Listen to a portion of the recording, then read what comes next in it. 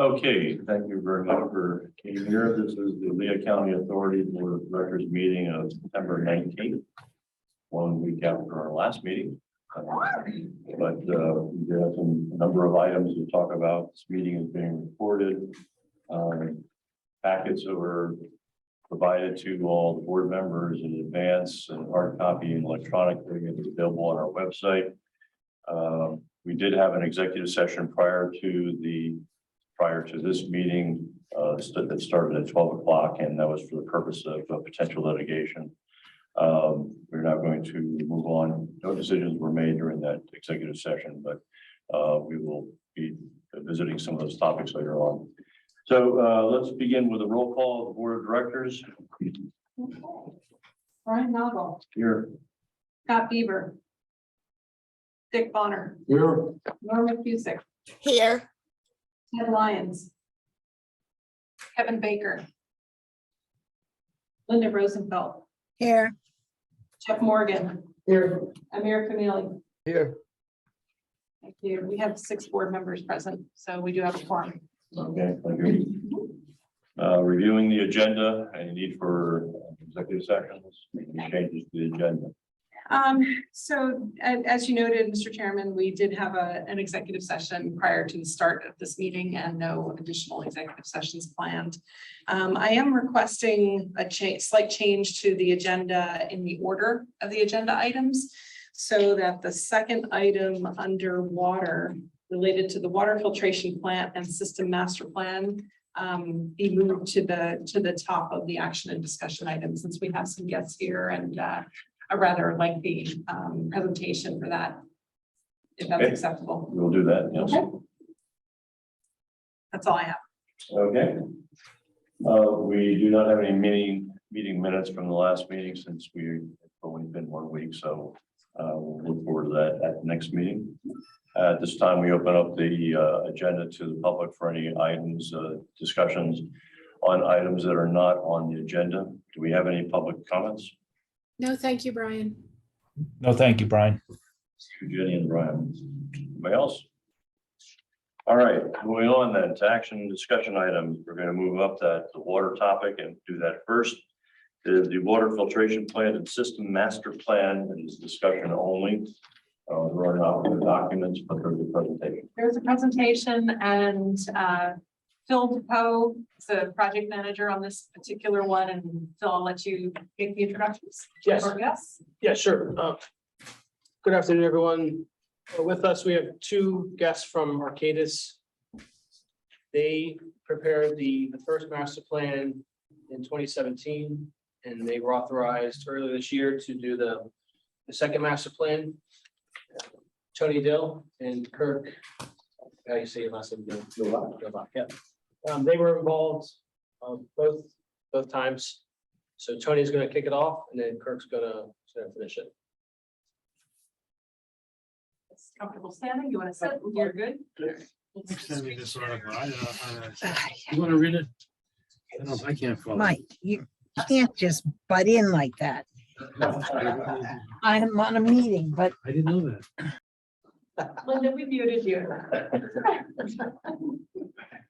All right. Okay, presentation is yours. The floor is yours.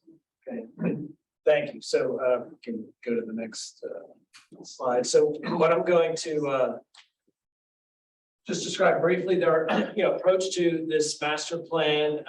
It's really focused on looking at the condition of things, and then Kirk is going to share with you sort of the process evaluation. So how does the plant work, and how well is it working?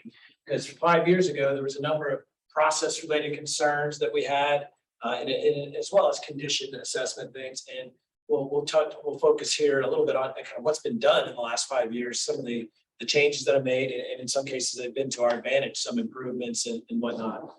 And then that kind of feeds into the capital plan that looks out over the long term, and then we'll have Q&A after you. So basically, we went out, looked at the facilities, talked to staff, made sure we understood the projects that have occurred over the past 5 years, as well as the ones that are ongoing right now and into the next year. So that's the stuff that we, can count on in terms of how it impacts the condition and risk of the facilities.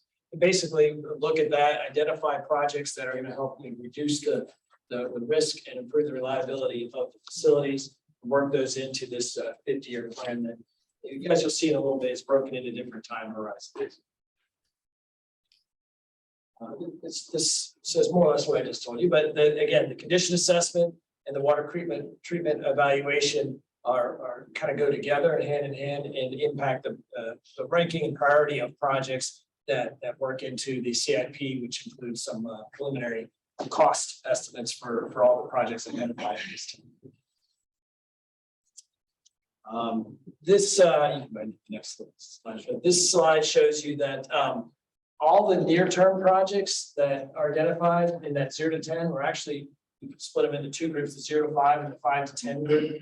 Then we have a number of projects in the mid and long term. Don't try to read the little graphic on the right level. I'll go over that table later. And each one of these has, like I said, a high level cost estimate. So there's contingencies and things at this point because we don't have a fully developed design or scope. But the costs include all the fully loaded costs for design and bidding and full implementation at this time. And I do want to just chime in quickly. This is this continues to evolve. So this is not the final product. We just want to give you an update as where things stand now. It's close to being final, but still doing some tweaking here. Yeah, so there's the tweaking. So this slide just highlights a lot of the things that have been done since 2017. Many of the concerns that have been identified in the past have been addressed. From roof replacements to switchgear to chemical systems. So it does show in what we looked at now that a lot of things have been accomplished and improve the overall, I would say, condition and reliability of the system. These are a few more projects that are either ongoing right now, that some of these may be finished this year or at least by the next 2023 in terms of additional ongoing work that's been factored into the capital plan. This is something we just started discussing. Due to the ongoing Act 537 planning, as well as some additional initiatives, there's recognition that over the next decades here, there'll be increasing flows projected at the wastewater plant in particular through the 537 process. But we know that wastewater is going to come from somewhere. It's going to need to have water supply to feed that. So it's looking at about 7.4 MGD of new sewage flow generated by 2050. So one of the questions we've been asking is, well, how is that going to impact what is the implications of the water plant and in the distribution system, components and stuff in terms of maintaining the current reliable service we have today? And of course, the 7.5 that's projected there, those are everyone's municipalities. That's their best guess for new modules. And of course, for sewage, that's probably the lower number, right? The water number is going to be higher than that based on the type of industry that may come in. Right. So this slide shows this ongoing 537 sewer planning, water supply study, and then there's discussion going to possible new connections from other wholesale customers. All those could lead to, again, increased demands over time. So given that, we thought a sort of a deeper dive in terms of a strategic review of the risks and reliability goals that we have to make sure that with these different water sources we have, that we can continue to reliably provide the level of service that's desired, long term. Obviously, for short-term interruptions of like the Little Lehigh intake or something, we have these reservoirs in the system that provide significant storage. I think 2.5 days or so storage. So, a short-term duration. But if there was a period of a month where you had to run off the Big Lehigh, for example, making sure we understand the implications and the importance of some upgrades that might want to be considered to make sure we can consistently meet those goals. And Kirk, do you mind just chiming in about the recent climate change? It's becoming more, it's more accepted. Yeah, exactly. I mean, we're becoming ever more aware of how much the climate is changing, and that means the types of happenings and risks that could lead to the Little Lehigh not being usable. These are growing risks. So the time is right to look at this now. This idea that, yeah, there could come a time where, as Tony said, we're on the Big Lehigh for a month or longer. That's never happened in the past, but the risk of it happening is growing due in part to climate change. And just real quick too, from a treatment standpoint, so there's obviously the capital piece of operating with the Big Lehigh instead of the Little Lehigh, making sure that all the pieces and parts that are required to deliver water from the Big Lehigh plant are in place and in good shape. But there could be treatment consequences to that have never really been considered. The Big Lehigh water is different than the Little Lehigh. So if you're treating Big Lehigh water for weeks or months at a time, that could mean differences, for example, in disinfection byproduct concentrations in the system. And it's a good thing to at least consider that now before you're in the situation of having to treat Big Lehigh and finding out what water quality implications of that are. Yes, more to follow on this piece. So I'm just going to briefly touch on a few of the assets in terms of the condition assessment, but then I want to make sure we give plenty of time to the Kurt to go over the process evaluations he's done. So the intakes at the Lily High was something 5 years ago, seemed like it was in pretty bad shape. The screening mechanisms are all rusted out. There was some concrete damage and stuff, but a lot of work has been done, as noted there, in the last 5 years. So there's still some concerns about the intake velocity. It's being a little undersized, drawing in more leaves and things from the Little Lehigh than if it was designed differently with a lower intake velocity. So it's still a recommended project, but out in the maybe 5 to 10 year time frame instead of in the near term 0 to 5. So that's something just to keep an eye on as we move forward, and as we're looking at increasing demands and stuff, that becomes more of an operational concern as we move forward. The Big Lehigh, as we sort of touched on, Kurt just did, the two main sort of concerns there for that could impact reliability. One is taste and odor events, so consideration, maybe adding a powdered activated carbon system there if we wanted to have long-term reliable source there that doesn't have taste and odor concerns. And then two is the screens are not, they're manual screens at the river. So looking at some type of automated system to handle the screenings rather than operate with a rig, especially if you're at high levels in the river, it gets harder to access those and make sure that they don't get blinded and you can continue to achieve the flows you need. Low lift pumps, these are sort of in the category of, they're working now, but they're getting old. So looking at out in the 5 to 10 range of looking at, these are things that need to start being budgeted, being replaced, some of the pumps and motors. They're being maintained, but again, you'll see on the final CIP, there's a few items like this that are just getting sort of towards the end of their useful life. So it starts getting harder to get spare parts and things like that. Sometimes the maintenance costs start to go up over time as well. Similarly with the high lift pumps, the shots and crystal as well. There's been, again, some projects to maintain those, but looking at over the slightly longer term of including some replacements in there in the budget as well. Electrical, you can see that this infrastructure is about 25 years old now. Again, sometimes it's harder to get manufacturer support for parts and things. So looking at some upgrades there into the near term as well for electrical. Flocculation, sanitation, fluoride. Fluoride, there's probably a closer term project to look at upgrading the fluoride storage tank. And then on the flocculators, really looking at equipment that again is towards the end of its normal useful life. So looking at budgeting in some replacement of the flocculators and rapid mixers in the near term.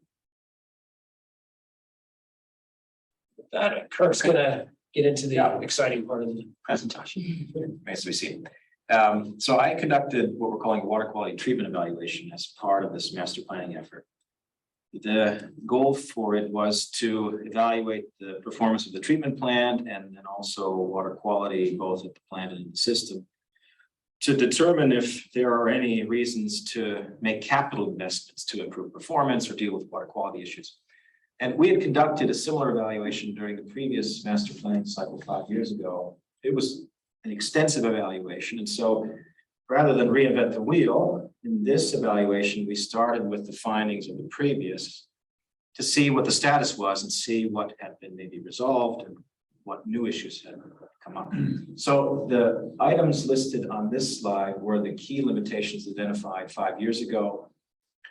We won't go into detail on each one unless there are questions. The good news is that the vast majority of these have been resolved. So for example, a key limitation in the past, not just 5 years ago, but for many, many years, were certain clarification and filtration performance issues that had to do with particles carrying over from the settling basins onto the filters, breaking through the filters.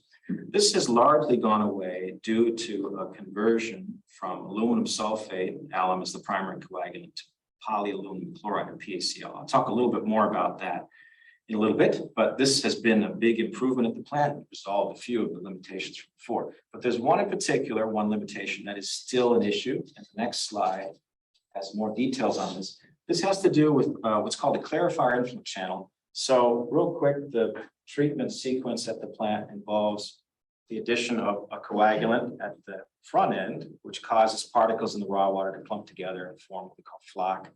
That process is happening in these mixing basins that Tony just talked about, where we might have to replace some of the mixer motors.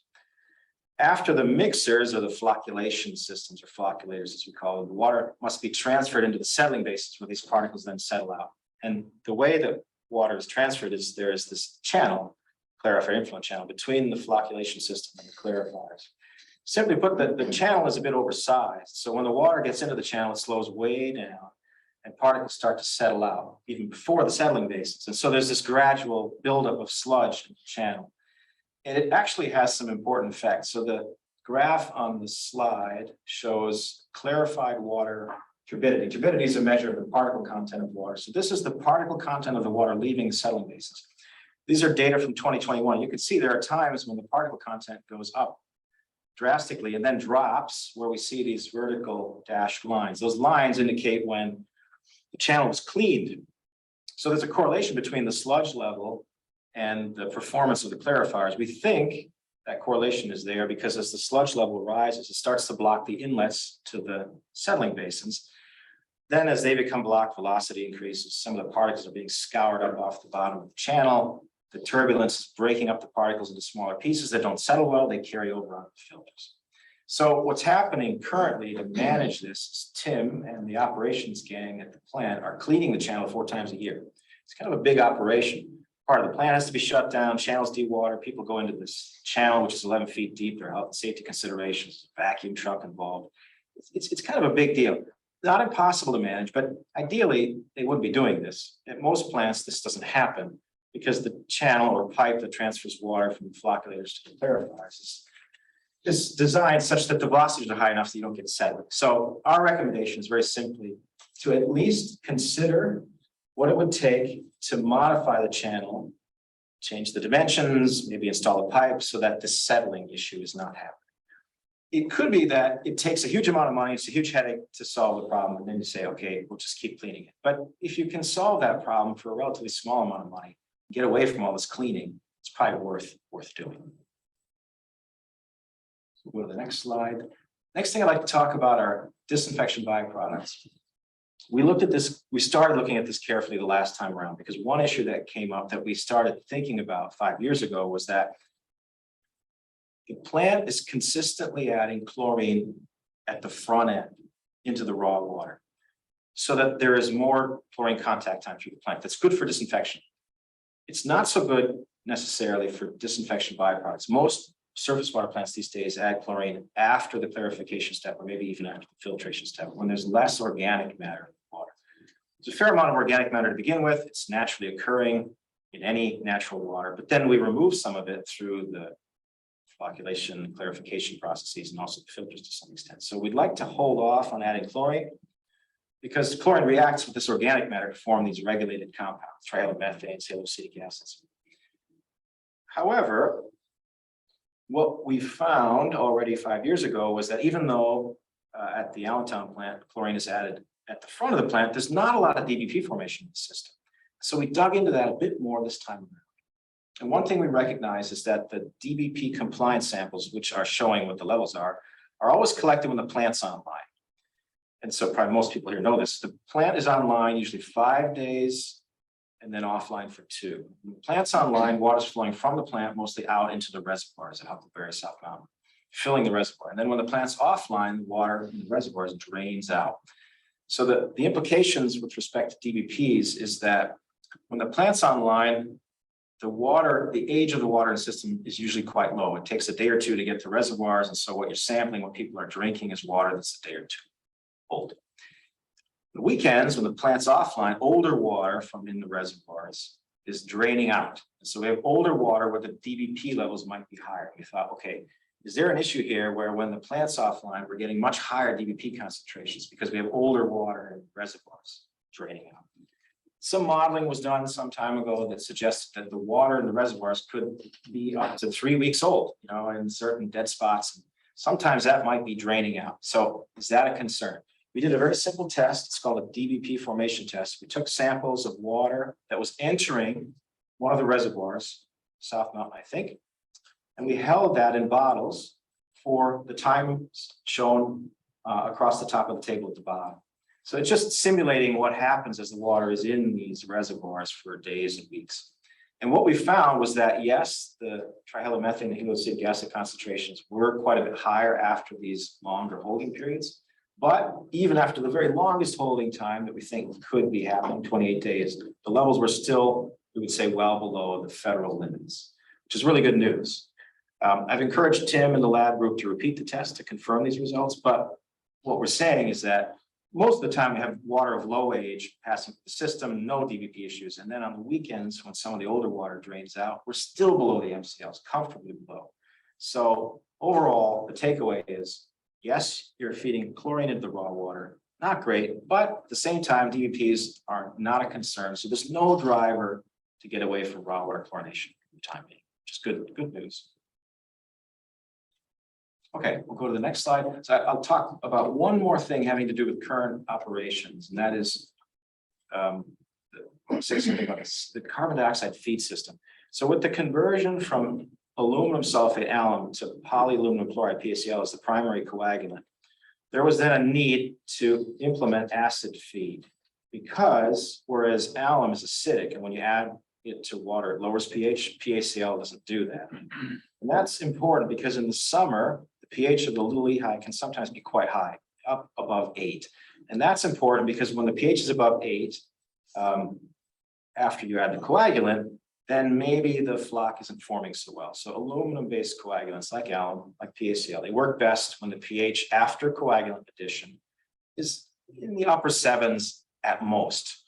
So the pH target for following coagulant additions is usually about 7.8. You can't get there if you're at 8.4 to start with, say, in the raw water. You can't get to 7.8 by just adding PACL because it's not acidic. So an acid feed system was implemented. It's carbon dioxide. Carbon dioxide is bubbled into the water, it converts to carbonic acid, lowers the pH. A few times in the last couple of years, that pH target of 7.8 was not being met, even when the CO2 feed system was running at full blast, which makes us think, okay, maybe the CO2 feed system is a little bit undersized. And that could be a concern. We'll be talking a little bit about how plant flows are increasing. So do we have a CO2 feed system that maybe needs to be bigger? Maybe not. Bit of a story here. It's on the slide. The original diffuser for the system broke at some point, was replaced with another diffuser. And it seems that this issue of the pH target not being met started after the diffuser was replaced. Then it was replaced again with a diffuser very much like the original. And it seems like there hasn't been an issue since that more recent diffuser was installed. So we think the problem has gone away, but only time will tell. If it happens again, that the pH target is not being met, even with the CO2 feed system at the maximum rate, there's a few things you can consider that don't right away mean big capital investment, buying another CO2 feed system. Maybe you need yet another different, more efficient diffuser.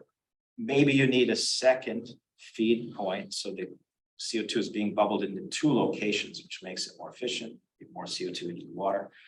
Maybe at certain times it would make sense to operate both the lead and the lag CO2 feed system. That's not ideal. The lag is meant to be there as a standby in case the lead fails, but it's a temporary fix at that point. But hopefully, The issue has gone away now that the diffuser has been replaced to a type like the original, but it's something to keep an eye on. As the plant starts to produce more water in the coming years, it's very important that the CO2 feed system be able to consistently meet that pH target following the coagulant addition. So we're sort of in standby on this as far as we need to watch the pH. And if everything is okay, you have no issue. Otherwise, maybe down the road, you think about expanding the capacity of the CO2 feed system.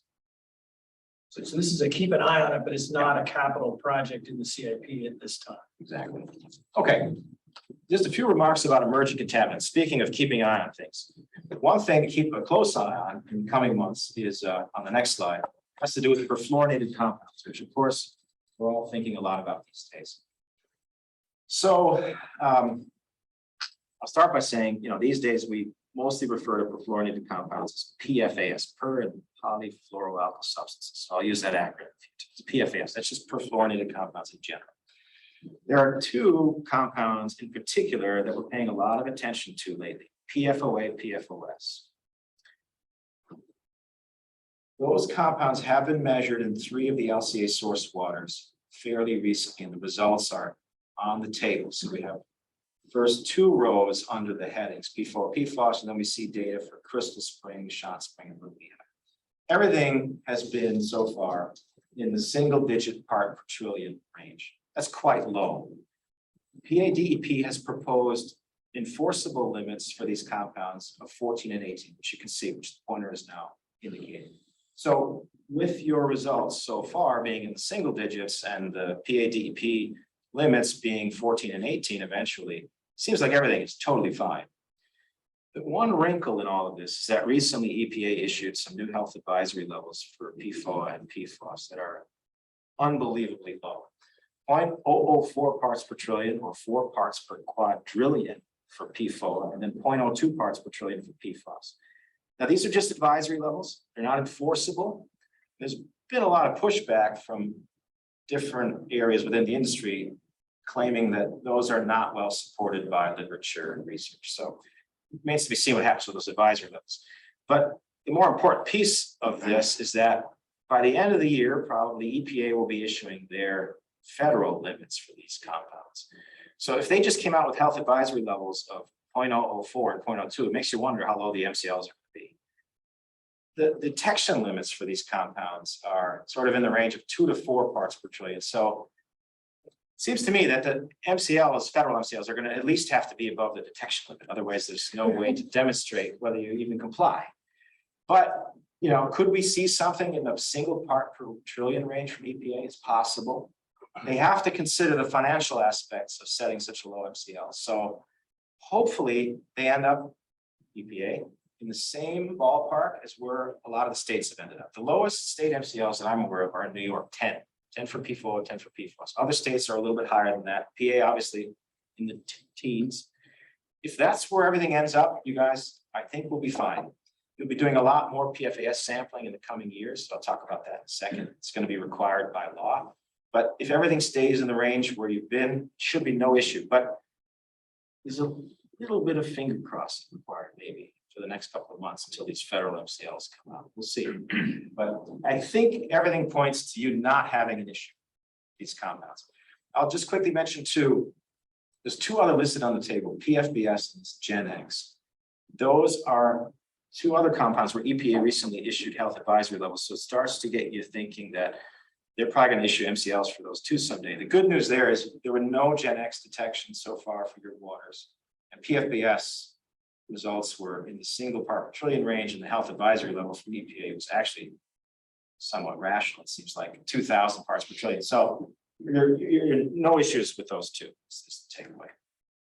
I have a question. Yeah, sure. So, as far as the Lehigh River goes, is there any reason or any thought for doing water quality testing there for the future to have an idea of, and not just PFAS, anything, hardness, other parameters? Has that been done? Should it be something to think about? Do we not want to know? Yeah, it's always worth thinking about. Yeah, very good question. And I think it goes back to this slide we had earlier, this brief discussion we had earlier about Big Lehigh and how it fits into your resilience planning. I mean, you're not using the Big Lehigh much now, so it's on one hand, you haven't needed to collect a lot of water quality for it, but sure does make sense to start to understand what the PFAS concentrations are, what the hardness is, DBP formation potential of the water is, so that if you were to need to use it in an emergency, you're prepared. So absolutely. And I think, I'm almost certain that the required PFAS sampling, going back to the first part of your question, that will be happening next year for all utilities, including you, will require you to sample the Big Lehigh. You're gonna have to sample all your source water. So even though you don't use it much, you're gonna have to include it in your sampling because you could use it. Big rivers tend not to have really high concentrations of these compounds because they tend to get very diluted, but we don't know until we know. So you're absolutely right. Sampling is needed and it's required actually, which I'll talk about in the next slide. So the last slide that I'll talk about has to do with the unregulated contaminant monitoring rule, UCMR. So every so many years, EPA requires larger utilities to sample for a range of compounds, chemicals that aren't yet regulated.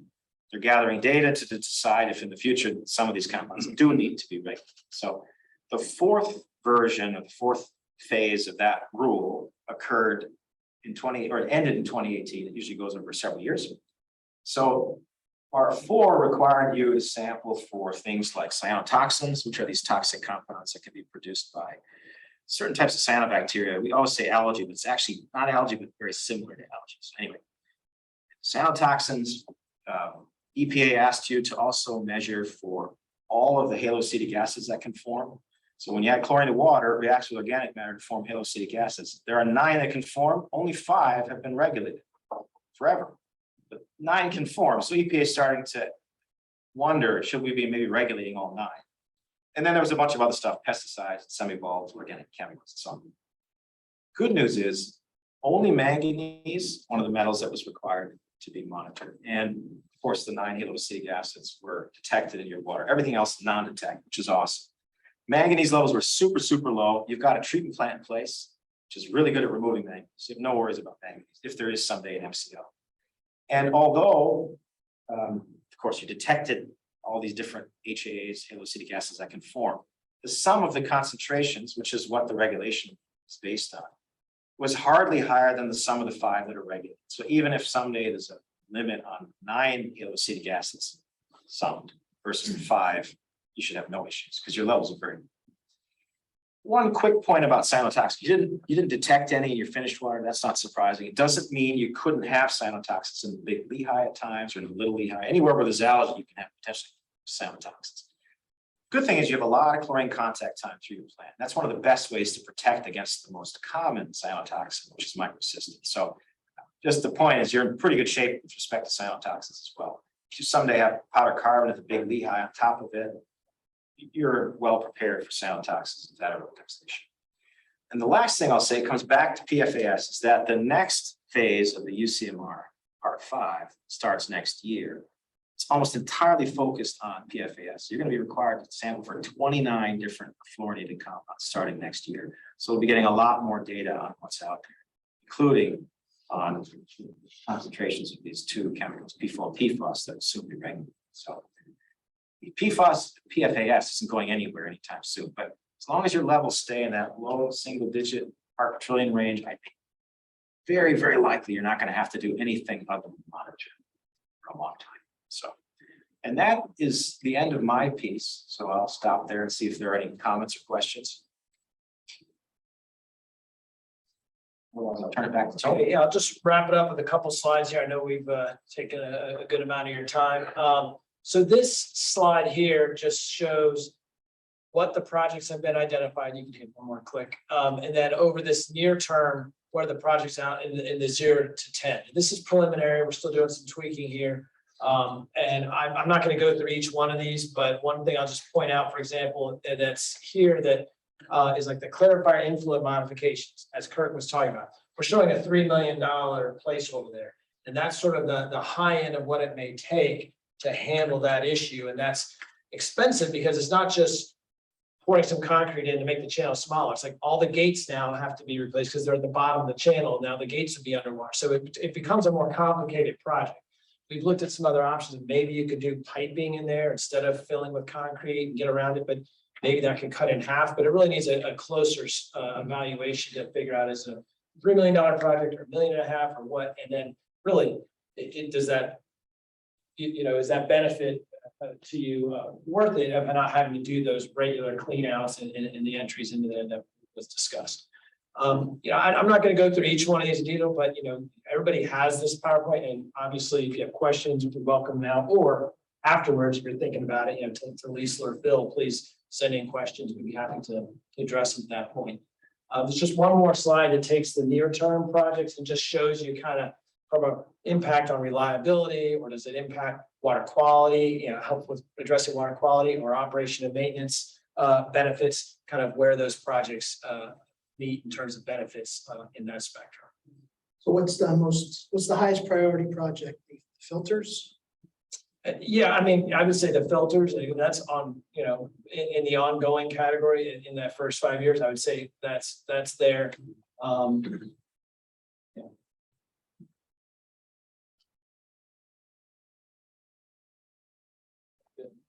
Any questions, or let you move on with your full agenda? Any questions from board members? Public?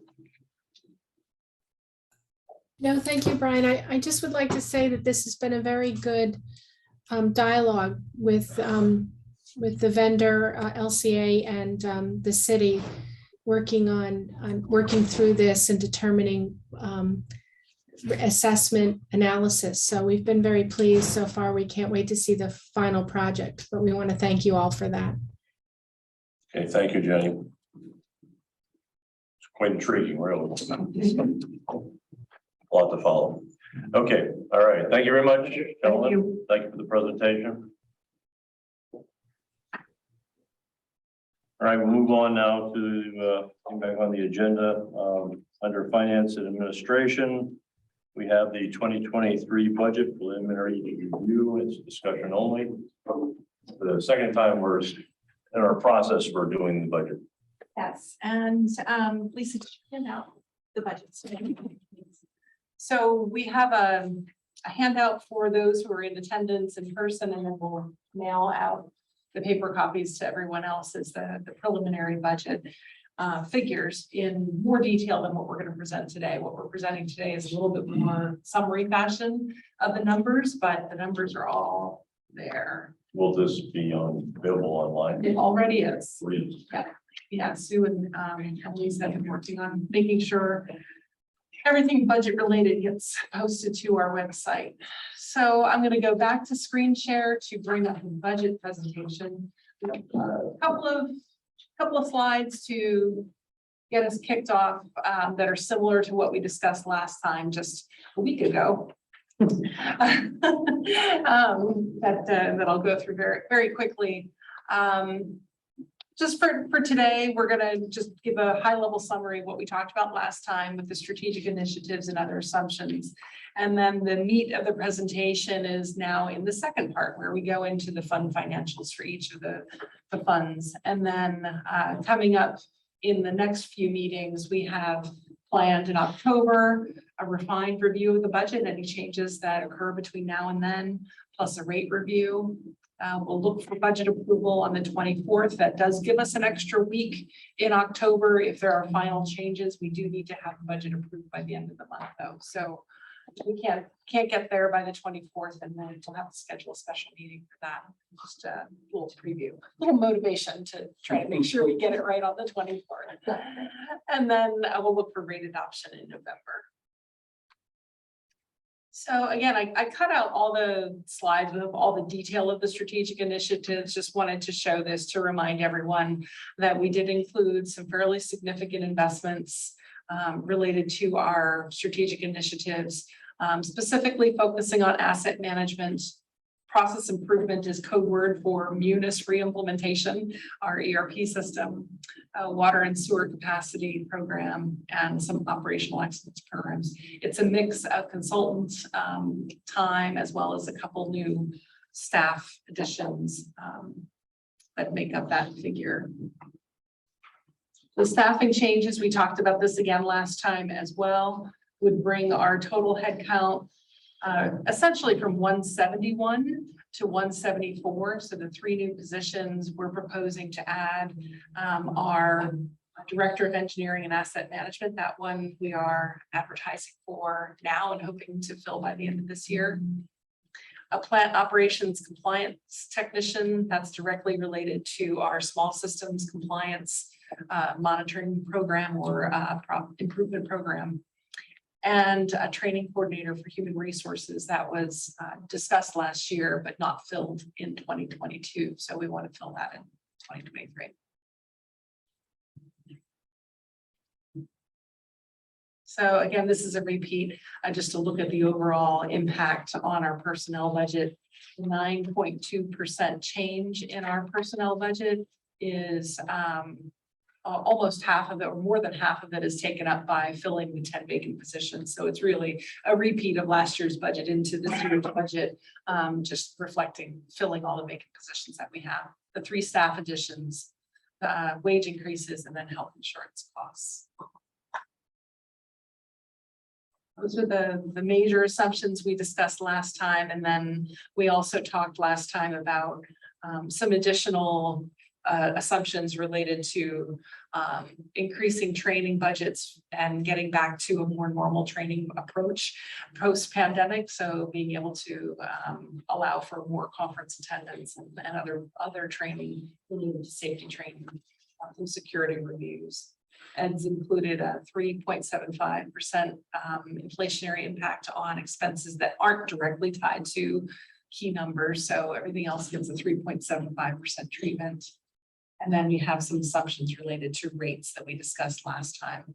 City division rates by agreement, suburban division wastewater rates by agreement.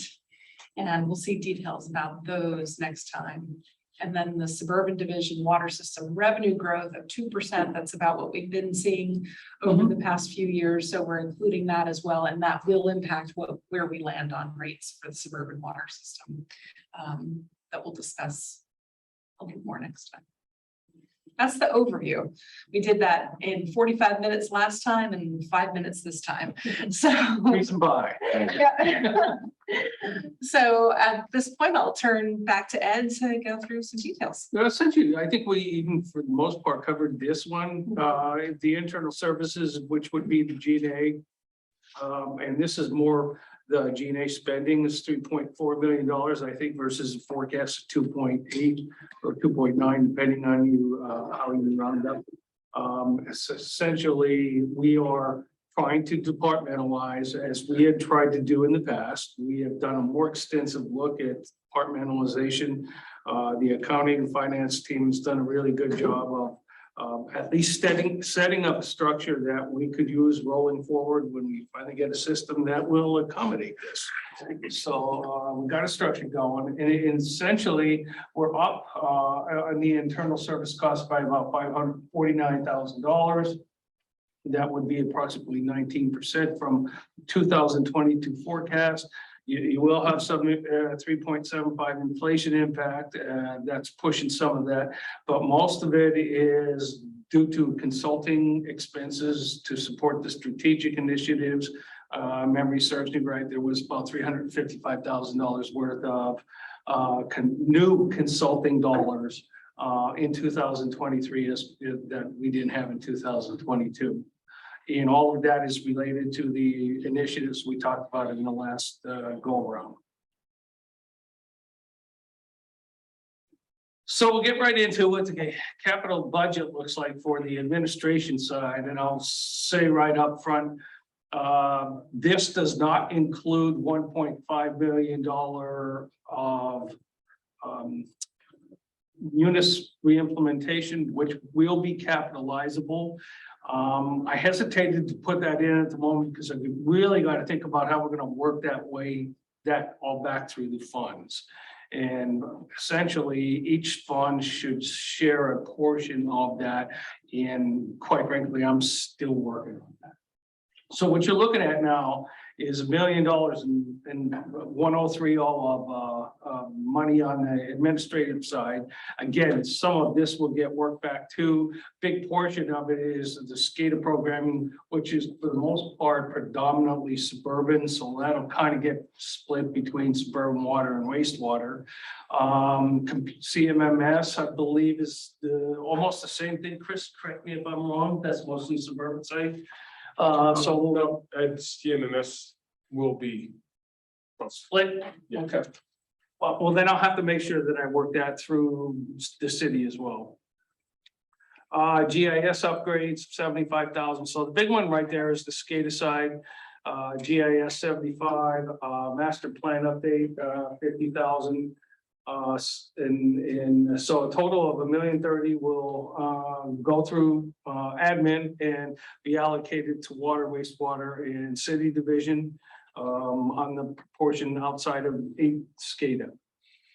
Ed, were you saying that the 1.5 million of the units upgraded is going to be split, not just administration, but through? It will be split across all 3 funds.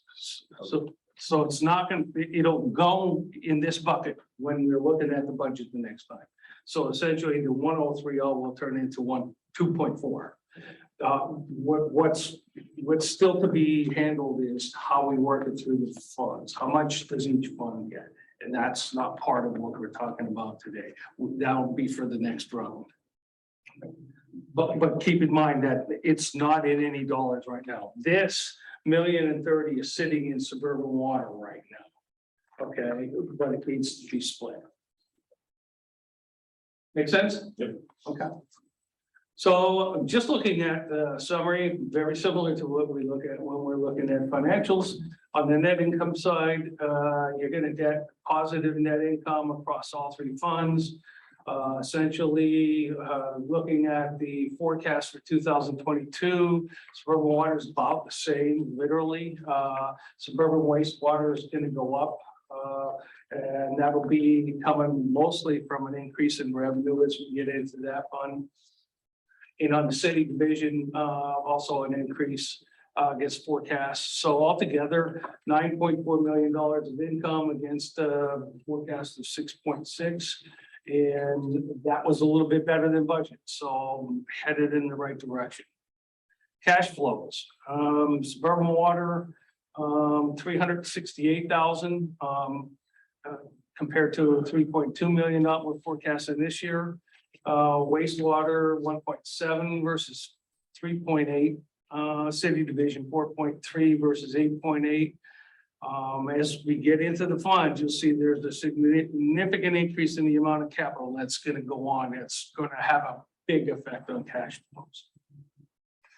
So debt service coverage ratio, just going down 1.8, water, wastewater 11.93 and 1.92 on the city. So obviously higher than our target of covenant target of 1.20, and for the most part, except on the suburban water side, a little bit better than we are going to experience in 2022. I did include the capital spending on this summary as well. So you see this suburban water is 6.9 compared to a forecast of 3.2. Suburban wastewater, again, 6.4 versus 2.8. And on the city division, 13.5 versus 6.9. And repeating myself, that does not include any $1.5 million of capital for Munis. So altogether, almost $27 million worth of capital versus $13 million, and that will be almost $28 million worth of capital.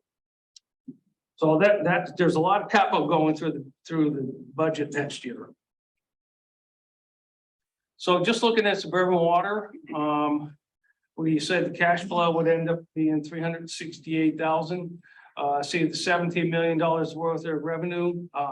That again assumes the 2.0% increase in volume growth, and we need an additional 3.5 revenue coming from the user charges. So So that'll get you to the 17 million. And once we take a look at the operating expenses, we're at minus 10.7 versus 9.9. We'll talk a little bit more about operating expenses, but the interesting part is that 10.7 is very close to what we budgeted. So we're kind of doing the same thing this year that we did last year, where we're looking at, we budgeted X dollars coming into the year. We didn't get to spend as much in 2022.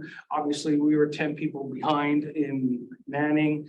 We were still affected by pandemic issues across the entire business. So spending was down. So it's kind of trying to get back to a normalized amount. Looking at net available for debt service of 6.3, given the refinance, giving the financing amount now that we just did in Suburban Water, debt service would be around 3.5. That'll give us about $2.8 million worth of money for capital expenditures, and you can see that's not going to quite cover $6.9 million. So taking a draw out of the borrowing for about 3.9 million, almost $4 million, and how that gets drawn down will be based on what I see at the time, but that's what I'm budgeting right now. In terms of key metrics, 1.23 operating ratio with DNA, that's good, that's above 1. That service coverage ratio, we already said is good. Capital coverage ratio is low. So that's why we need to take almost $4 million in from the money that we borrowed. Cash on hand still be 279.2 versus 180. And we'll still have almost $2 million worth of invested balances. So you're saying you're gonna spend about $7 million on capital? Almost $7 million. And actually be able to do that, Chuck? Yeah. Okay. A big part of that is a water main replacement project. I mean, that's about 35% of that figure. Okay. Yeah, we'll take a look at what the capital projects are. Okay. Yeah, then he can comment on whether or not he's gonna make it. Well, I just know that that's always been a discussion in the past. The past few years it hasn't been, but in the past it's always so. Yeah, it's not wishful thinking. Okay. We can do it. This is what the operating expenses, as they talked about before, somewhere in between where we thought we were budgeting in 2022 versus what they actually spent in 2022. And the first two columns are the difference. You can see total operating expenses were up in 2023 by $882,000 to the forecast for this year. Interestingly, as you look at compared to budget, we're still unfavorable, but not as much. So we dropped to 722,000. Big number there with inflation at 3.75 is almost $447,000. That's a big number, and it's bigger than we've experienced over the years that I've been here. So essentially, when you get into real dollar spending versus forecast, we're up obviously, and against the 2022 budget, we're up, but not as much. And quite frankly, if you look at a lot of the variance or most of the variance is in the personnel side that we've talked about with the headcount changes and with any other adjustment effects on personnel. In terms of G&A, utilities, materials and supplies and services, actually volume spending is down. I mean, it's unfavorable. So it made me pretty comfortable with the numbers that we were budgeting for operating expenses for 2023. Sounds like a big factor though is getting the additional personnel we need to accomplish this. Yes. And we'll talk some time about the strategy for doing it. We can. Yes, it plays a factor. I mean, we've gotten to increase our fleet and our equipment, and now you need somebody to operate. Capital. Altogether, like I said, wow, $30 million. I don't think so. Yes. That's as a total. Okay, so, no, I was persuaded by it, 30 million, but that's total plan, yes.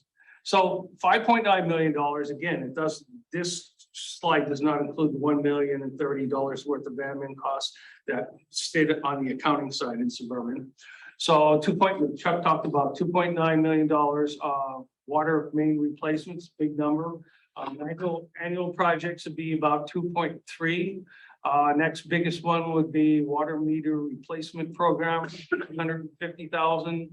And then you're gonna do some well improvements in upper system, new reservoir that are 100 each, and then $75,000 for the upper system pump station, the water main extension. And then follow it up with some residential service connections and inquiries. So $5.9 million.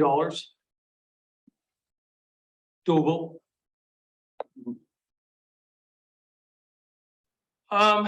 Just some key things, like we talked about the expenses. It's up 6.9 to 2022 forecast.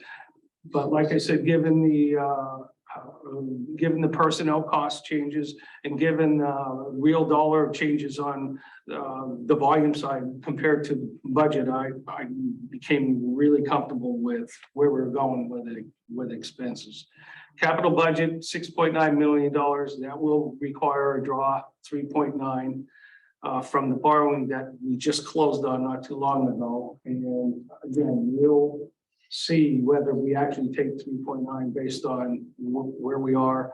I can tell you strategically, I'm trying to hold back on draws. I don't want to pay the interest expense earlier than I need to. So we talked about 2% volume growth, 3.5% additional revenue impact needed. And quite frankly, even in terms of where we were with the cap plan, strategically wanted to stay somewhat similar with the cap plan on the rates, and we were there. So I was happy with that. And we are working on a water rate study, more data. This was, Ted had asked a question, how do we get to revenue requirements? And you can see there's a lot of elements that go into what we look at to get to the revenue requirements that ultimately resulted in a 5.506% revenue increase. And that would be pretty much on a cash cost basis. And starting with the operating expenses, working down to debt service, 20% coverage requirement on all our debt service. Then you take out the revenues that you're going to get outside the user charges. And that's what the system and connection charges are, interest income. Add back what you're going to spend in CAPEX. And like I said, I plan, I think, to take some of that $1 million and share it with 572,000 coming out of suburban water, but to be seen yet. So something to be worked on. And we have been doing some leasing on big equipment because it's just more economically feasible for us to not cut the cash and take lease terms, and all of that really doesn't get included in our debt service requirement either. So anyway, it says that we needed 5.506 to get to the number, and that's kind of where we are.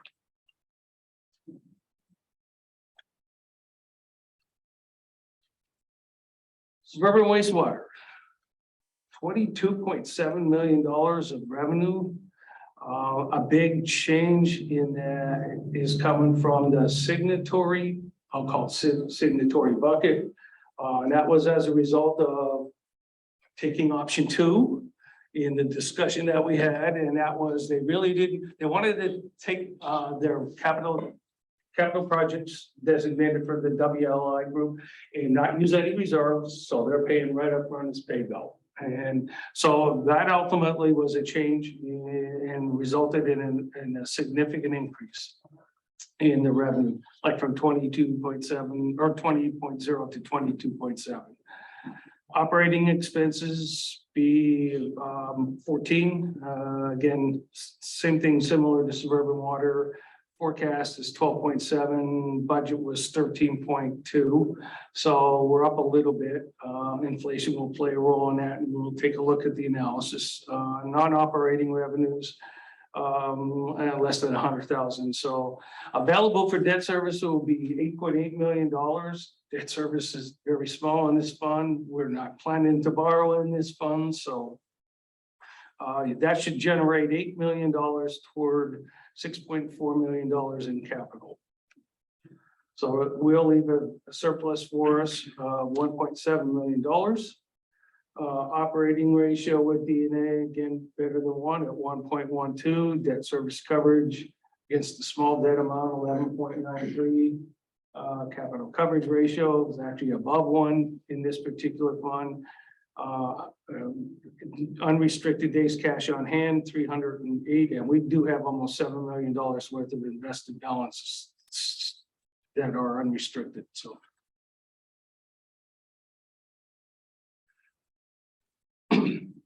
just looking at the total operating expenses, $1.3 million compared to forecast, 941 unfavorable compared to budget. Again, same situation where compared to forecast and budget, we're unfavorable, we're less unfavorable compared to budget. Inflation, almost $781,000 is attributable to inflation. So that means on a budget, on a forecast basis or forecast variance basis, we're 552. But when you look across the budget, we're 160. And again, the same picture, utilities, materials and supplies, and other costs are kind of offsetting, somewhat offsetting on the favorable personnel side.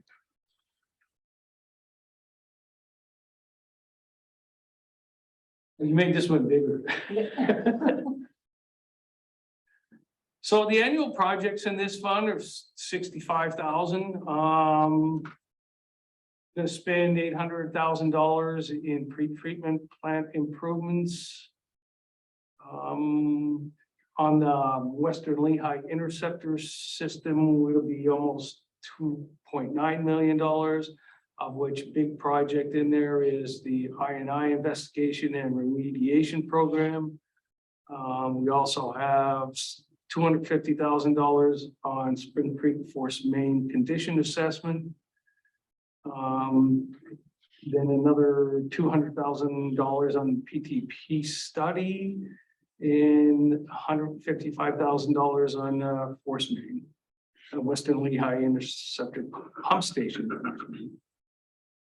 On satellite systems, bigger one there would be Heidelberg Heights I&I, 375,000.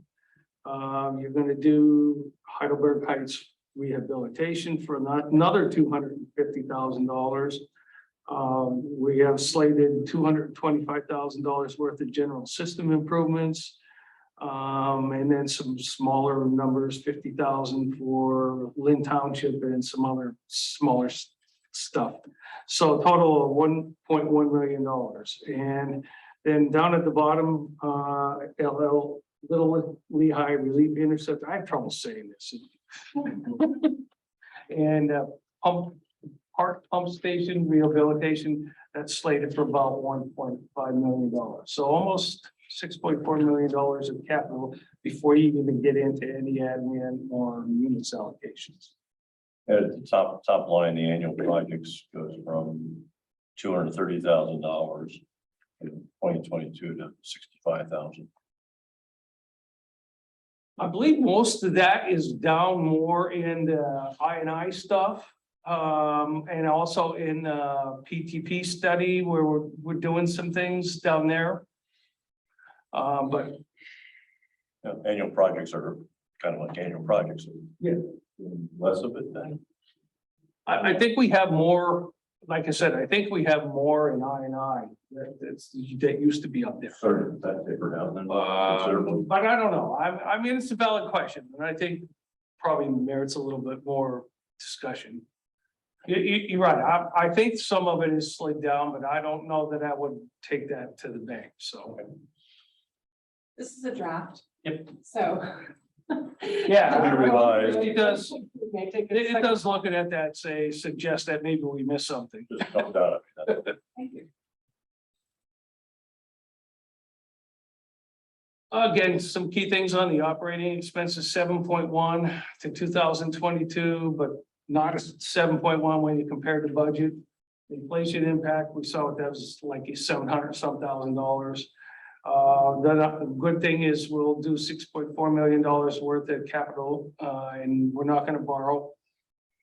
The additional revenue required was 17.3 to get to that 22 million. And again, that reflected how the group wanted to go with PayPal, and that's good. We won't be messing with reserves. So all good. I think it's suburban wastewater.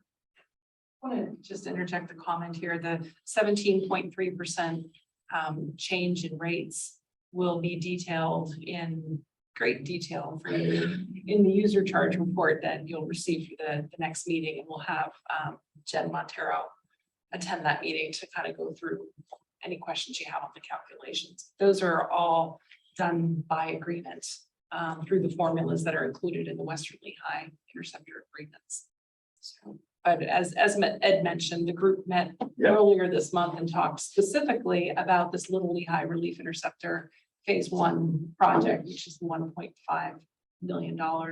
We had proposed a couple different ways of paying for it through reserves and other things, and they settled on paying it all in 1 year. I was surprised. He said, "Let me go." So that this is a big change from the presentation we did a week ago. Yeah, I think we were at 3% or something. Yes. Okay, city division. $55 million worth of revenue, almost $22 million worth of expenses. A repeatable story. We're up to forecast on expenses, not up as much against the budget. We expect about $129,000 worth of non-operating revenues like system charges.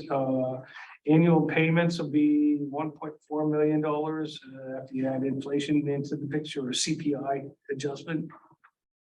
So net available for debt service would be $31.8 million. Debt service should be 15.1. So available for CAPEX should be $16.7 million.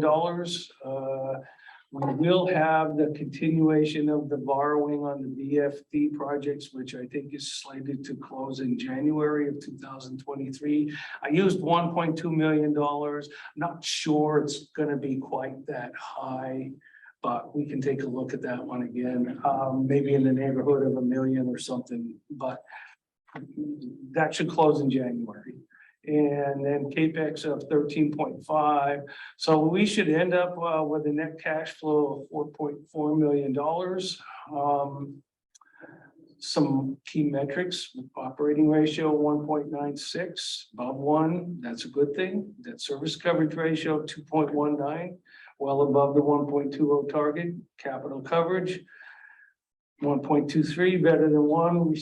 Unrestricted days cash on hand 385 almost, and we do not have any unrestricted investment balances in the city right now.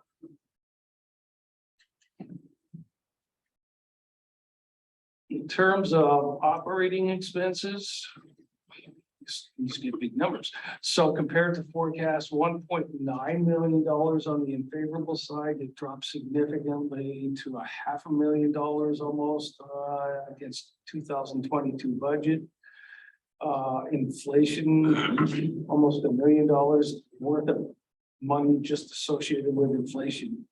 So as you're comparing true real spending against our forecast, will be up 939, and against the budget will be $468,000 of favorable variance. And this would be one where the city, it looks like the city and suburban swapped how much proportionate labor is going in.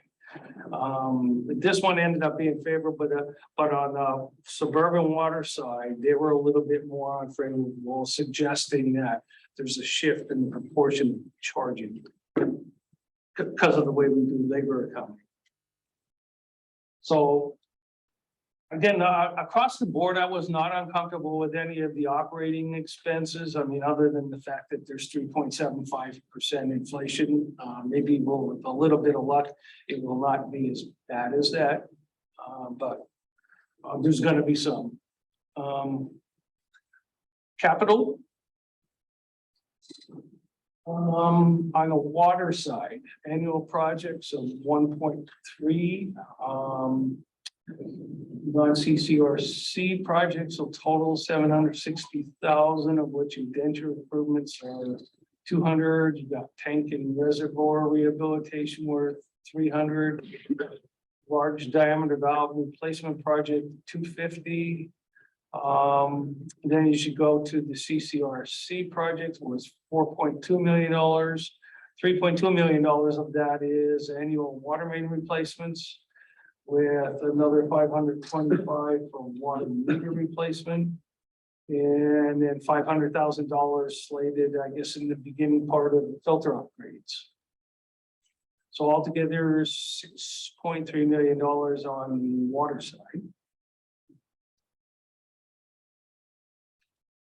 On the wastewater side, $1.7 million worth of annual projects. $300,000 worth of indenture report improvements on CCRC projects. You're going to end up with $2.2 million, of which $1,750,000 is the boiler replacement and solids process. And that might have changed some. That's going to increase based on the bid results we're going to talk about later. Okay, so that one will go up then.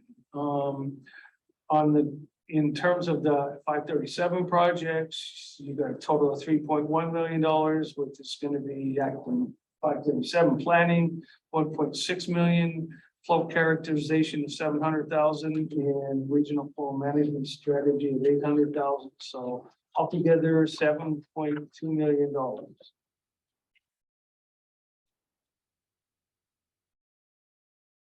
Operating expenses up 8.1% from 2022. We talked about personnel costs, talked about the inflation impact. Altogether, total $13.5 million captured capital, no new borrowing plan. And we talked about the payment loan coming in January. City lease rates, city lease rates up 7.6 plus 2.5, but due to leveling out of CCRC, you get to be a 9.8 in terms of total user charges.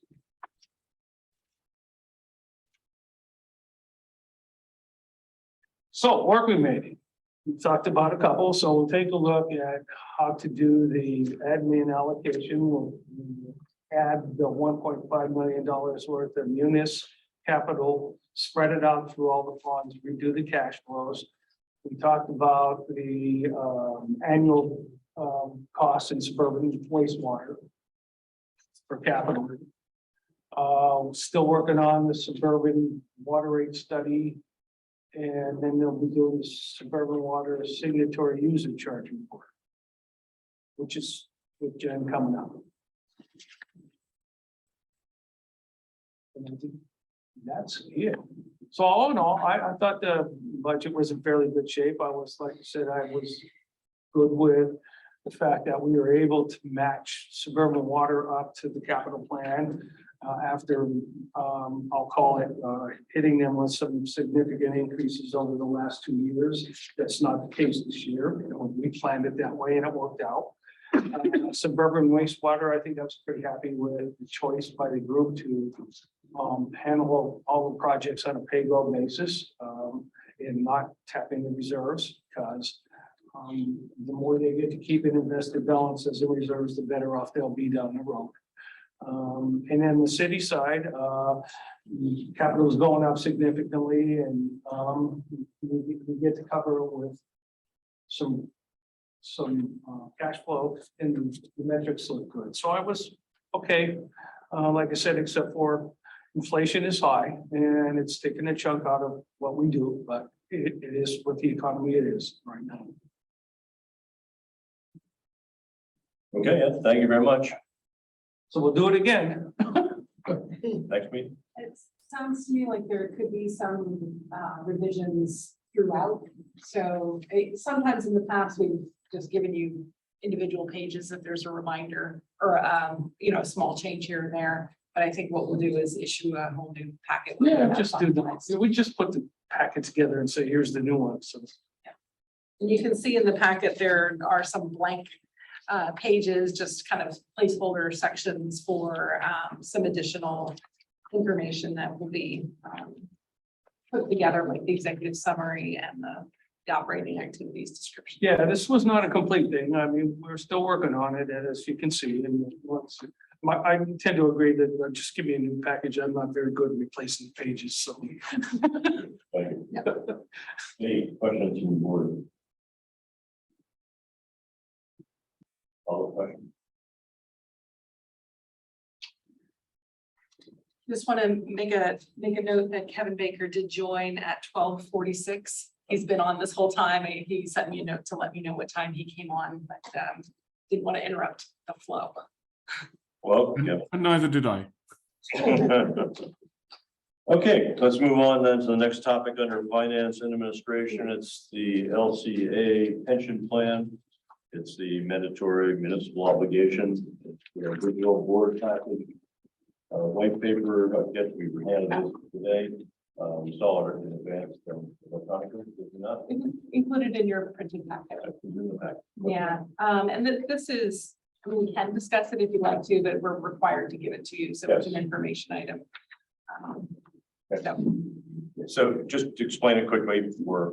Basically, over every year, they charge us for the minimum obligation. The minimum obligation includes a charge based on salaries for a normal pension cost.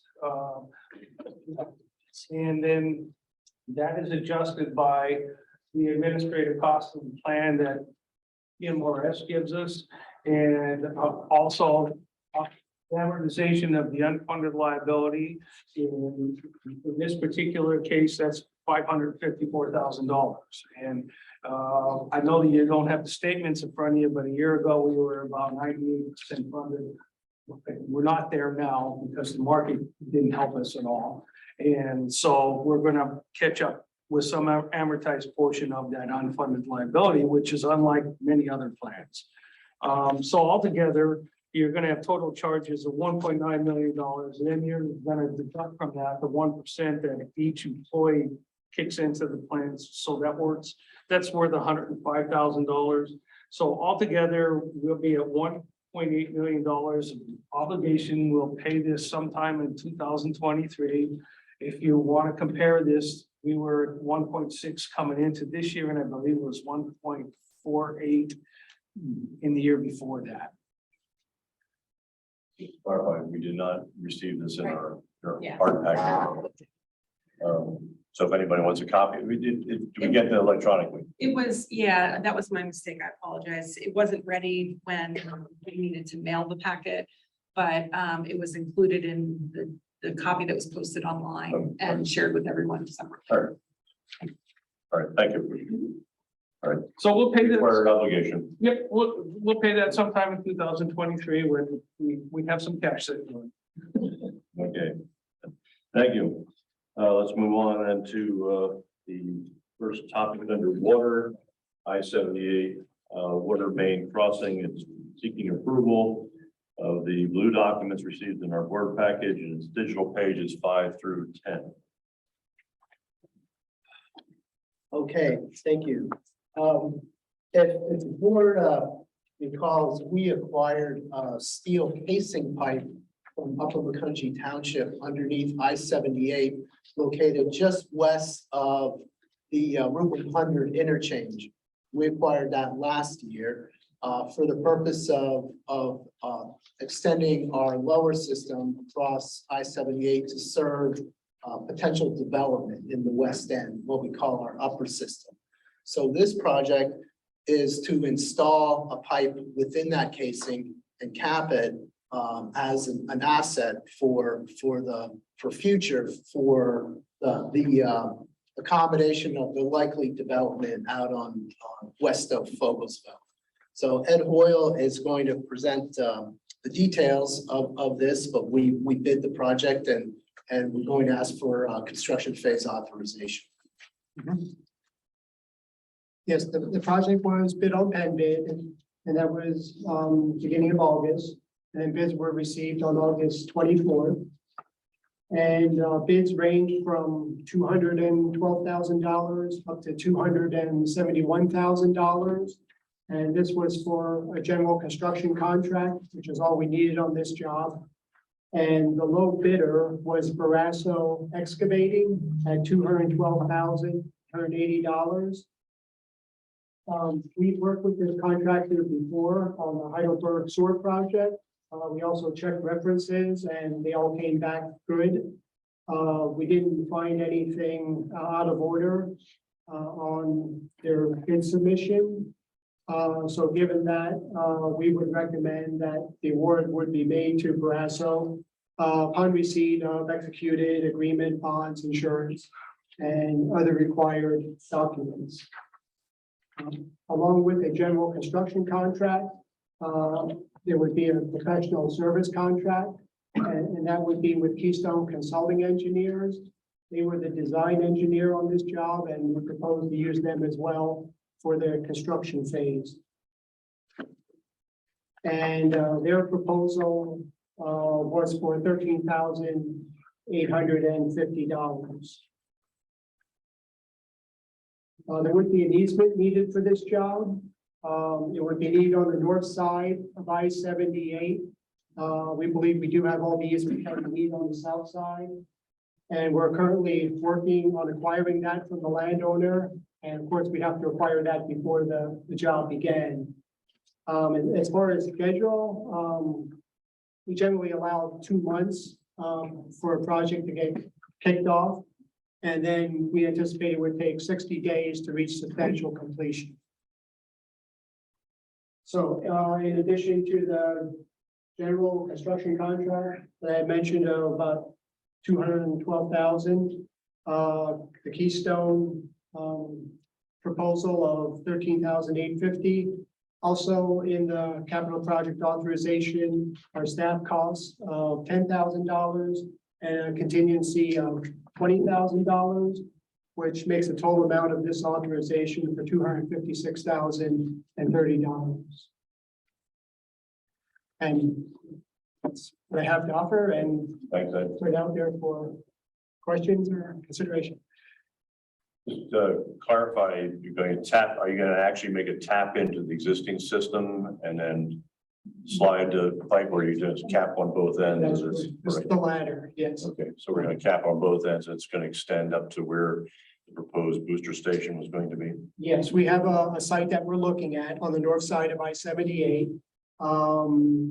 We're basically waiting for like another dairy maybe to come along and maybe kind of fine tune maybe what the size of that pump station should be, but we think it's going to be close to maybe what was needed before based on the consulting work of Gannett Fleming. So when that happens, at that time, yeah, we would tap the lower system, connect to the project that we're doing now under I-78, and then extend it to the pump station. And the pump station would be right alongside the existing main on the north side of I-78. Thank you. Any board questions? Any motion? So moved. Motion made by Linda and seconded by Dick for capital project authorization of $256,000 and $256,030 with a general construction contract going to Barasso Excavation for $212,180 and professional services authorization construction phase to Keystone Consulting Engineers for $13,850. Any questions? Voice vote on this, please. Let's vote on the construction phase of the I-78 water main crossing. Brian Novel, Yes. Dick Bonner, Yes. Norma Cusick, Yes. Karen Baker, Yes. Linda Rosenfeld, Yes. Morgan, Yes. Amir Famili. Yes. Thank you. Thank you. Motion passed. Yeah. All right, on the next item under water is water main replacement program cycle 6. Seeking approval as the goldenrod documents in the board package, digital pages 11 through 16. This is the one that's carried over from last meeting. Okay, so yep, I'll start this one. So bids were opened on August 24th. The lowest responsible bidder is Joe and Bradley at $2,296,698. The apparent low bidder did not submit a bid. Their bid was deemed deficient and unresponsive for reason of not including a signed bid form. So we are recommending award to the lowest responsible bidder, which in this case is Joe and Bradley. And with this construction phase authorization are 2 professional service authorizations. One for construction engineering, which would be Gannett Fleming. Gannett Fleming is the design engineer for the amount of $45,000.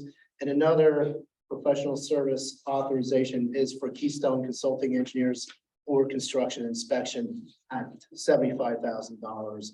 So we are looking at a total authorization amount of $2,566,000 and $698.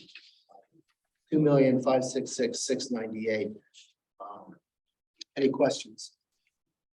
Just to be clear, Chuck, you're saying that J.O. Bradley is the lowest responsive and responsible bidder. Yes, So, yes, thank you. for Two clarifying that.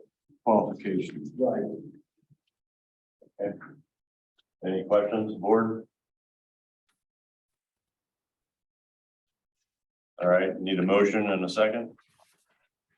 I'll make a motion. I'll second it. Motion made by Dick and seconded by Jeff for capital project authorization, suburban division, water main replacement cycle 6 for total capital project authorization of $2,566,698. That includes professional service authorization to Gannett Fleming for $45,000. Professional service authorization cycle 6 construction inspection services, Keystone Consulting Engineer, $75,000, and a general construction to J.O. Bradley Construction Company for $2,296,698. Any questions? All right, voice vote on this, please. All right, so the voice vote on construction phase for cycle 6 suburban water mains. Brian, Yes. Dick Bonner, Yes. Norma Cusick, Yes. Kevin Baker, Yes. Linda Rosenfeld, Yes. Jeff Morgan, Yes. Amir Famili. Yes. Thank you, that's 7 votes. Thank you. Thank you, Chuck, and we're following up on our questions. And Jason, thank you. All right, moving on to wastewater, Klein Island wastewater treatment plant, solids process boiler and HVAC system upgrade project. Seeking approval, it's the green documents within our board package and it's digital pages 17 to 22. Okay, this project was indicated in the last Klein's Island master plan as a near-term 0 to 5 year project with a high level of importance. What this project consists of is replacement of the boilers that are used to heat the anaerobic digestion process, and also the solids building and the dewatering building. And this consists of replacement of those boilers and associated HVAC upgrades. So the project was designed, authorized in 2021. And design was completed this past early summer. Project was advertised for bid on August 5th, and we opened bids on September 8th. The project consists of 3 contracts: general contract, mechanical contract, and an electrical contract. So the bid results are on page 3 of the memo, and we feel we got a decent turnout. We got competitive bids. The total of the bids unfortunately exceeded the engineer's estimate. I do have an explanation for that in the memo. Apparently, the air handlers that were quoted, the manufacturer has supplied pricing. The pricing was very expensive. What we are going to recommend, pending board authorization of these bids, is to get with the awarded contractor for the mechanical contract and look at some value engineering exercise in trying to bring down the cost of the air handler units. But we do feel that we got competitive bids, and therefore I'm not recommending to rebid this project.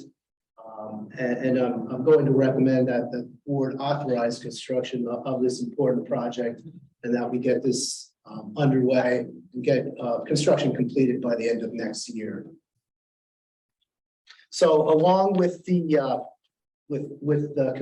capital project authorization for the construction contracts is a professional service authorization for GHD engineering. They are the design engineer, and that's in the amount of $136,100.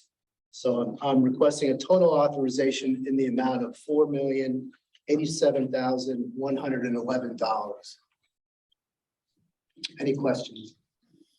Yeah, Question, Dick? partly. You talk about getting together and doing some manipulation, possibly.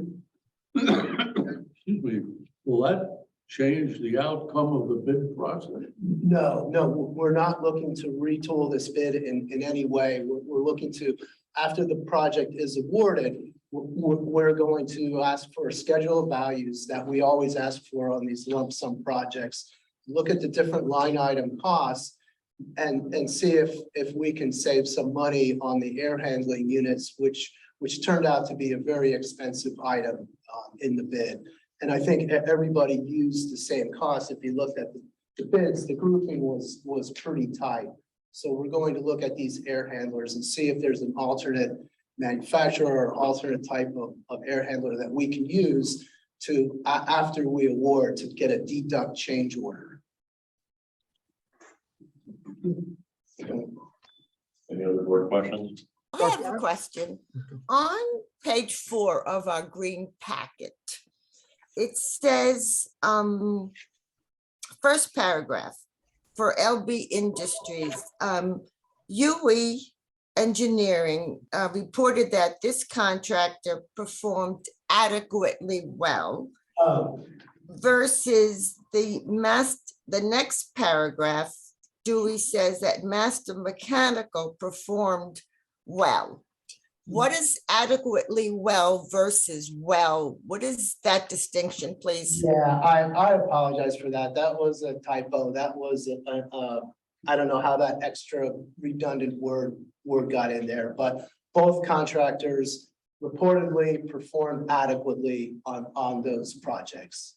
So please strike the word well. Yeah, thank you for pointing that out. I noticed that this morning. It doesn't make any sense, but we haven't worked on any large projects with the GC LB Industries, but they've done some small projects with us at Cook Island. And I had an engineer that we use a lot for jobs at Klein's Island, Dewey. Dewey's familiar with them, and they've done several projects at the City of Bethlehem wastewater plant, and they've done a good job. They completed the projects. in a timely fashion and on budget. And the same goes for Master Mechanical. We have not worked with them before either, but we did find that their qualifications and experience statement was adequate. And again, Dewey was familiar with their work in the city of Bethlehem. They did work at the wastewater plant and for the school district, similar boiler related work, HVAC work, and they perform adequately. Amir, you had a question? Sure. Chuck, what is the life cycle of this boiler? The life cycle, 20 to 25 years. Okay.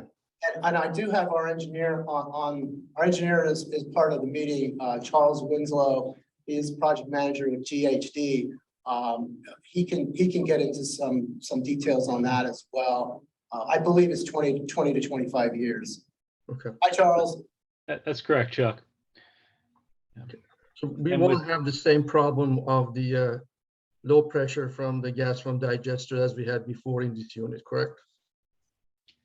Definitely not. Yeah, that's been incorporated into the design, and we have more than adequate pressure. We have booster pumps that are being provided as part of the design to boost the gas pressure to what's going to be required by the new boilers. Sure. And also the indication is that HVAC is in a very corrosive environment, which was possibly could shorten the life cycle of the equipment. What measure are we taking to protect the HVAC equipment from the shorter life cycle because of the corrosive environment? That's a good question. And what we've done is we specified 316 stainless steel for the ducts in that corrosive environment, which is the dewatering building. That's about the only other option would be FRP, which is even more expensive than stainless. So that's what we've done. Also, the air handling units are as corrosion resistant as commercially available. Unfortunately, that's also part of the reason for why the units came in so expensive, because of the corrosive nature of the environment. You have to specify very expensive materials to get reasonable life expectancy out of the equipment. Okay, any other board questions? Any questions? Okay, then we have before us Downtown Division, Pines Island wastewater treatment plant solids process boiler and HVAC system upgrade project construction phase. Capital project authorization for $4,087,111. That includes a general construction contract to LB Industries for $986,523. Mechanical contract to Master Mechanical for $2,604,138. A electrical contract for Diefendorfer Electrical Contractors for $202,850. And a professional services authorization construction phase to GHD Incorporated for $136,100. Yes. You got another ring. All right, so we have that before us. Motion and second. So moved. Thank you, Norma. The motion, I'll second. second by Dick. Any questions? Voice vote, please. Right, we spoke on construction phase for the boiler project. Brian Noggle, Yes. Dick Bonner, Yes. Norma Cusick, Yes. Kevin Baker, Yes. Linda Rosenfeld, Yes. Jeff Morgan, Yes. Amir Famili. Yes. Thank you. That's 7 yes votes. Thank you. Moving on the agenda, monthly financial review. That's coming later. Okay, So we basically almost got it done. It should be coming out in the next day or two, at least the printed portion. And then I'll update the PowerPoint, stick that out on the website as well. okay. We will have a presentation on that. It'll be just a question. If there's any questions by the board, meeting can resolve that. All right, moving on then to monthly system operations overview. It is the digital package, pages 23. And white document in our package. So you should have the August monthly operations report in front of you. Luckily, we finally got some rain, so that was a good thing. However, we're still sort of in the dead heat of the summer here, so water production is still up. Without having much rainfall, Pines Island is a little bit lower than normal. We received about 2.84 inches of rain. And with that being said, we did have a bypass at Heidelberg Heights due to that storm, which lasted from August 23rd to the 25th. With that storm, we also lost power at the Applewood pump station, and our generator ran, but it did not transfer the load. So we did end up issuing a boil water advisory for the Applewood section of the Brand new facility? Or is that an old facility? It's an older facility. And we had 3 main breaks in Allentown, and we also did have an injury, which was one of our employees going down an incline actually and sort of stepped off the side path and twisted his ankle. We had 1 emergency declaration in the suburban division, and that was in the Washington Township division, which was due to an eroded stream bank and ended up having one of our manholes basically be positioned in the middle of the stream. So that needed to be corrected just in case, you had a large log or anything come down and cause damage to it. So that was taken care of by one of our contractors, and it didn't need an emergency permit through the PADP. Oh, last thing I have on here was on August 31st, the PADP did issue a drought watch for Lehigh County. I believe it was 36 counties in total. Lehigh County was included into that.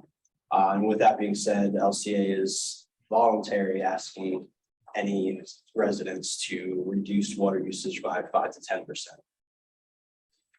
10%. We did get another rainstorm this month, so hopefully we start to trend upward on some of our levels within the creek bed. Does anyone have any specific questions? Any questions for Andrew? Just a quick question. So what did you do to fix the manhole that was eroded away in the stream? I'll let Chris handle that. We, Shoreman Construction, and we ended up putting giant riprap rock all the way around the outside. We added about 8.5 feet of rock bed out back into the creek, and we put the creek back on its original path that it was initially 10 years ago. It was pretty sketchy. It came out really nice. I can actually forward you some pictures if you'd be interested to see. Oh, thank you. I would like to understand why the water production increased so much in central Lehigh. And we asked for a drought restriction. Well, that drought is, the water restrictions are voluntary. So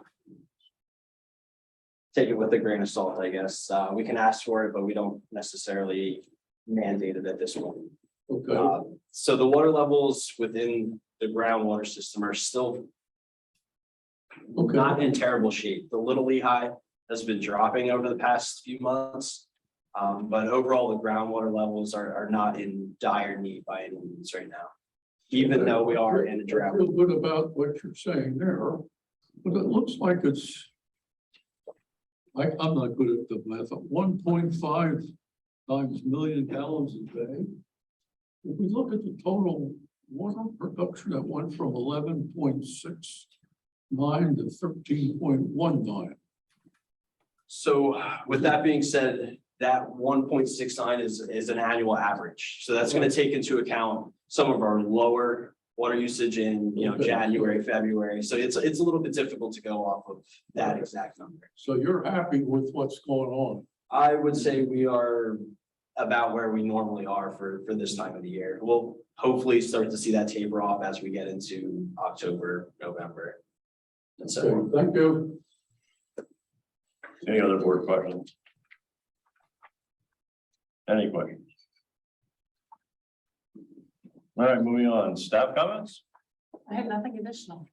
Solicitor comments? I don't have any comments, except I would ask that the minutes reflect that the executive session was also to discuss legal issues with the solicitor. All right, thank you. Any public comments on any topics at all? No comment here, Brian. Thank you.